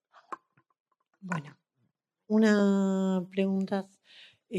Claudio, cerraste la exposición, estaba mencionando el desarrollo urbanístico, estabas hablando de otras tecnologías que podían ayudar a un mayor desarrollo con un cuidado del medio ambiente. Si podrías brevemente mencionarlas y en relación con esto de las buenas ideas y las prácticas, sí, no sé si lo estuviste comentando en otra mesa, varias mesas, sí, pero si podías contar un poco, síntesis, en qué están los proyectos, pero más que nada en la práctica, en qué están los proyectos de biodigestores que están haciendo con la Universidad Nacional del Litoral. Eso. Bueno, sobre esas opciones, por ejemplo, hay un instituto alemán que se llama el Wuppertal Institute, que trabaja eso, digamos, trabaja en tecnologías, en desarrollar tecnologías específicas, digamos, no en el aire, sino toma un sector productivo, ponele, no sé, el agro o la construcción. Toma ese sector productivo y dice, bueno, la producción de cemento, del cemento actual, digamos, tiene este impacto medioambiental. ¿De qué otra forma se puede producir el cemento o qué otro material que reemplace al cemento se puede producir que tenga la misma utilidad pero que reduzca ese impacto ambiental en términos de uso de energía, en uso de materiales, en la eficiencia con la que eso se produce? Y así generan múltiples opciones tecnológicas. Así como lo hacen ellos, lo podemos hacer nosotros para nuestro contexto. Desarrollar tecnologías que permitan sostener la utilidad de ese bien sin socavar la naturaleza o reduciendo la forma en que se interviene. Ellos, por ejemplo, bueno, el tema del diseño de las ciudades es parte de ese instituto. Pero acá, por ejemplo, un poco tomando esto de la síntesis, en este congreso se han presentado muchas de esas opciones que están ahí en forma latente. Por ejemplo, la producción de la acuicultura, el desarrollo de la acuicultura. Lejos de lo que se ha venido militando medioambientalmente, que es las salmoneras no van a destruir todo, es todo lo contrario, según lo que plantean estos científicos. El cambio de dieta de la carne vacuna o porcina a una carne de pescado producida en condiciones de acuicultura reduce notablemente el impacto ambiental. Pensar que bueno, la ganadería es todo un problema en ese sentido. Pensar que hay que desarrollar cultivos para alimentar cerdos que están en China o vacas que están acá, que después nos las comemos o nos las comen en otro lugar. Eso es una pérdida, en términos medioambientales, es extremadamente ineficiente. Se calcula que, digamos, con lo que se alimentan 12 personas, se alimenta una vaca que después alimenta a una persona. En términos de pescado, eso es 1,5 a 1. Es decir, con lo que se alimenta 1,5 personas, se puede alimentar un pescado que después provee proteína. Es decir, esa transición de la ganadería a la alimentación en peces sería de enorme beneficio medioambiental. Y eso es posible hacerlo ahora. Si hay buena información y si hay un Estado que no se amedrenta cuando 1000 personas militan el no a las salmoneras, sino que tiene un norte y está decidido a ir hacia ahí. Y a su vez hay información científica que muestre lo real de la situación y no lo inventado. Y después sobre lo del... Eso lo recomiendo, digamos, es un libro que se llama Factor 5, que digamos, tiene todo un conjunto de opciones tecnológicas en todos los sectores productivos que puede haber. Y sobre lo de la UNL, bueno, eso ya digamos, está en marcha, hay muchos recursos ahí involucrados, para, bueno, les comento así que en la mesa anterior, que aprovechar todos los residuos orgánicos en pequeñas ciudades para poder transformarlos en biogás y biofertilizantes, y bueno, con el biogás y los biofertilizantes poder mitigar también, sin rifar la productividad, ciertos problemas medioambientales que el uso del gas convencional produce y que el uso de los fertilizantes industriales, sobre todo nitrógeno y fósforo, también producen. Bueno, no me extiendo más. Quería decir algo sobre el límite demográfico que tanto se discute, pero bueno, no sé si tenemos tiempo. Bueno, yo en realidad, porque se me va el cole a las 7:30. Quedan 15 minutos para el cierre de la mesa y bueno, y también para responder a la pregunta en cuanto al pedido, a la solicitud de cómo vamos a sintetizar todo esto, un comentario. Pero bueno, primero, si quieren decir algo más, últimos 5 minutos como para decir eso y estamos. Y de todo lo que se dijo, me parece que en esta cuestión de la articulación que vos mencionás del Estado y el mercado, etcétera, vuelvo a insistir en que los procesos de ordenamiento territoriales, que es un proceso organizativo, es económico, es político y es participativo, y allí están claramente, o deberían estar todos los actores. Y en esa mesa se discuten y se resuelven estos problemas. Entonces me parece que es una herramienta sumamente importante, no solo para lo rural, sino también para lo urbano. Concuerdo contigo, la importancia de maximizar o propender o fomentar el desarrollo de ciudades de pequeño tamaño. La buena noticia es que en toda Sudamérica los datos muestran de que las ciudades que más han crecido han sido las pequeñas. En línea, digamos, un poco con el planteo que vos estás haciendo, y eso me parece que abre un montón de posibilidades como las que vos planteabas para los digestores en el panel anterior, que yo tuve la suerte de participar. Y lo último que quería decir es que volvimos a tratar varias veces el tema de la ciencia. Yo cuando hice ese alegato en contra de la tecnología buscaba un poco justamente esto que surgió acá. Quiero dejar bien claro que yo no tengo ningún problema con los desarrollos tecnológicos, sí con justamente los efectos colaterales y concretamente esta paradoja de Jevons, ¿no? Y me parece que la forma de controlar de que, por ejemplo, no se avance con una frontera agropecuaria a ambientes que no se justifica realmente que se avance, es el ordenamiento territorial. Cerrando esto, el otro día cuando volvía de visitar a las nietas en la ruta, me crucé con una camioneta de Advanta. Advanta es una gran compañía digamos, que vende semillas de cultivos. Y me llamó la atención porque en la parte de atrás tenía una frase. Decía, ciencia moderna, valores tradicionales. Yo diría que si estamos detrás del progreso, si estamos reconociendo la importancia de eso, es sumamente importante revisar nuestros valores. Sumamente importante. Y todas estas cuestiones, por ejemplo, de inteligencia artificial, de Internet, bla, bla, bla, me parece que de la clonación, todo eso me parece que requiere claramente una revisión de valores.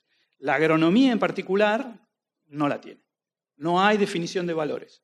La medicina la tiene. La biología de la conservación la tiene. La agronomía no. Y eso es preocupante. Yo se lo pregunto a mis colegas y salen con cuestiones que tienen que ver con maximizar la producción o maximizar la eficiencia. Esos no son valores. Estamos hablando de otra cosa. O yo estoy hablando de otra cosa. Así que, bueno, me parece que esa sería la cuestión por ahí para mí. Volver a tratar de plantear, como estamos pensando en el 30, hacer un poco una tirada para atrás y una contemplación sobre grandes cosas. Bueno, yo cerrar un minuto, que se habló de las fuerzas y los poderes reales, y realmente las fuerzas y los poderes reales son los que nos trajeron hasta acá, digamos. O sea, de lo que se trata, creo, es de modificar las fuerzas y los poderes reales para poder ir hacia otro lugar. Y ese ir hacia otro lugar tiene que ver con crear fuerzas y poderes reales que nos permitan ir hacia otro norte, digamos, que nos permitan vislumbrar otro norte, porque evidentemente yo creo que las condiciones para modificar la situación actual, social y ambiental, están, digamos, es posible hacerlo, no es utópico.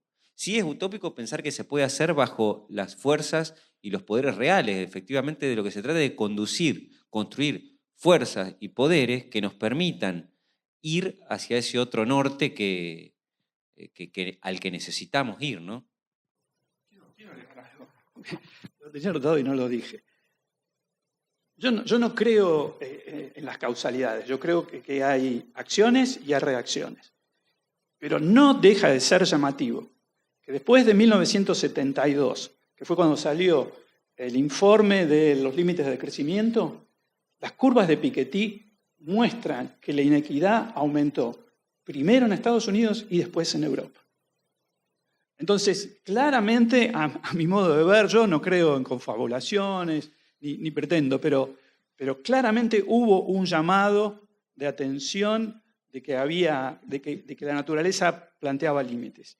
Y a mi modo de ver, ahí hay una captura de recursos, hay una captura de capital natural. Digamos, ese para mí es un punto que me gusta tenerlo como hipótesis para pensar un poco, porque lo de Thatcher no es no lo tenemos resuelto y va claramente en línea con ese tipping point que vos estabas hablando. Esto ciertamente es estimulante, esto que planteaba Martín de lo normativo. Yo recuerdo que el primer artículo que cuando era estudiante que mandé a una revista de la Facultad de Ciencias Económicas me lo devolvieron como no publicable porque era normativo. Claro, yo era abogado, cientista político y no positivo. Bueno, después me eduqué en el positivismo en la maestría, en el doctorado, y me di cuenta de que muchas de las profesiones, como las ciencias económicas, que se supone que tiene que dar respuestas al menos a la dimensión económica de esto, lo normativo lo dejaron de lado, pero lo normativo en definitiva es aquello que está bien y que está mal. Es decir, y está profundamente mal llegar a los límites de insostenibilidad que hemos llegado nosotros porque ponemos en riesgo nuestras vidas, la de nuestros hijos y las futuras generaciones. Esto está evidentemente mal y no hace falta ser ni abogado, ni cientista, ni mucho menos para pensar en esto, ¿no? Entonces, ¿qué hacemos? Yo creo que lo normativo, los valores están, el tema es el cómo. Y cómo lidiamos con estas fuerzas reales que hay que transformar, no hay duda. Entonces quiero volver al tema inicial, ¿no? Y el tema inicial son los Objetivos de Desarrollo Sostenible, donde está esto que planteaba acá Federico al principio, la cuestión de género. Y está planteada como empoderamiento de las mujeres. Está la cuestión de las infancias, nuestras infancias que no alimentan los cerebros de la manera que se tiene que alimentar. ¿Por qué? Porque la canasta básica alimentaria de Argentina, que mide los niveles de vida de pobres y aquellos que indigentes y aquellos que debemos ayudar a que se desarrollen, estamos dándoles los alimentos incorrectos, donde no se producen las frutas y hortalizas orgánicas que hay que producir, porque no hay un estímulo sistemático para ello, y cuando uno lo quiere comprar son mucho más caras que los demás y no están al alcance de quienes más las necesitan. Entonces todo esto son transformaciones que hay que pensarlas en el territorio, y ahí vuelvo con Martín, esto es fundamental. Antes de venir acá, y quizás estoy un poco estresado porque estoy escribiendo un proyecto de ciencia ciudadana para la agricultura sostenible en el norte santafesino, ¿no? Y ahí uno se da cuenta que la mayoría de los obstáculos que encuentra son básicamente de las instituciones que financian eso, que es muy difícil encontrarlas. Y si uno quiere hacer ciencia ciudadana, que hay unos proyectitos con muy poquita plata para hacer ciencia ciudadana, donde se supone que los ciudadanos coproduzcan el conocimiento con nosotros los científicos, cuando los presentamos lo evalúan con los criterios de la ciencia normal, es decir, no pasan. Entonces, estamos frente a esto y uno tiene que usar tiempo y esfuerzo y recursos para tratar de impulsar esto y luchar contra estos poderes reales, que no solamente son los poderosos, sino nuestras instituciones, nuestros pares en esto. Entonces, propongo acá, a la hora de realizar la síntesis, que revisemos concienzuda y críticamente los Objetivos de Desarrollo Sostenible y la Agenda 2030 para poder avanzar en esto. Que seamos críticos, que seamos feroces en las críticas, pero que veamos los huequitos que hay para el cambio a nivel local, a nivel territorial, donde uno lo puede percibir al cambio, lo puede tocar y puede ver los resultados. Y esto es una buena forma para que todos aquellos de buena voluntad que organizaron estas jornadas, que cuentan con nuestro apoyo, nuestro tiempo, nuestro esfuerzo y nuestros buenos deseos, podamos ir avanzando para generar estos consensos básicos que necesitamos para seguir adelante. Es indispensable, si no, los nietos de Martín, los que yo no tengo todavía, pero me gustaría tener, van a encontrar un mundo peor del que recibimos nosotros. Eso no está bueno, no es correcto, no es éticamente aceptable. Bueno, para cerrar, en principio, tanto Claudio como yo formamos parte de Vía Socialista, que es uno de los miembros de Movimiento Argentina 2050, que somos quienes organizamos estas jornadas, con la idea de, por un lado, poner en discusión un proyecto que tenemos, que es Argentina 2050, que es un boceto de un gobierno que, como dijo Claudio, tuerza un poco no, en su totalidad, el objetivo es que sea en su totalidad, esta cuestión del poder real y que construya un poder que le dé un buen vivir a aquel sujeto que es el obrero y la obrera, en pos de esos intereses, que hoy por hoy son todas esas personas que nombraron con esa cantidad de cifras donde estamos más complicados que el resto. Los chicos que no comen, los chicos que no tienen esas calificaciones horribles en la escuela, son los hijos de los obreros y las obreras. Las mujeres que tienen problemas, que terminan en situaciones de la posibilidad de un alquiler de vientres, la posibilidad de la prostitución, son las mujeres obreras. Entonces, no es una perspectiva de género, simplemente es una perspectiva de clase. Creemos que estas jornadas quieren poner eso sobre la mesa y aparte es una invitación al Movimiento Argentina 2050 a participar, a pensar, a no solo acá, sino también vía socialista, es una herramienta electoral de una organización que hace muchos años se puso a pensar los problemas de la Argentina y hoy ya no solo los quiere pensar, los quiere resolver. Para eso hay que llegar al gobierno, para eso se tiene que tener un proyecto. Los invitamos a apoyarnos, ya sea con una adhesión, una afiliación, que es lo que estamos necesitando, no solo a ustedes, sino también a todo el público, y a participar en el último panel que tenemos ahora, que va a rescatar la experiencia de Allende, pero también a pensar a futuro qué es lo que tenemos que hacer nosotros acá. Así que en cuanto a la recopilación de todo lo que se trató acá, y si el año que viene va a haber una jornada nueva, sería invitarlos a que antes de esperar hasta la jornada siguiente, sigamos pensando en conjunto cómo trabajar todos estos problemas y darle una real solución, teniendo en cuenta que se nombró a Margaret Thatcher, hoy el consenso liberal en la Argentina está sobre la mesa, la gran mayoría de las coaliciones más importantes lo tienen aceptado y nosotros estamos, parece, todos mirando para otro lado sin darnos cuenta que hay que hacerle frente a esto, porque si esto sigue así, lo único que se va a legitimizar es la capacidad de abuso de unos pocos sobre la gran mayoría. Simplemente eso. Los invitamos a participar a ATE.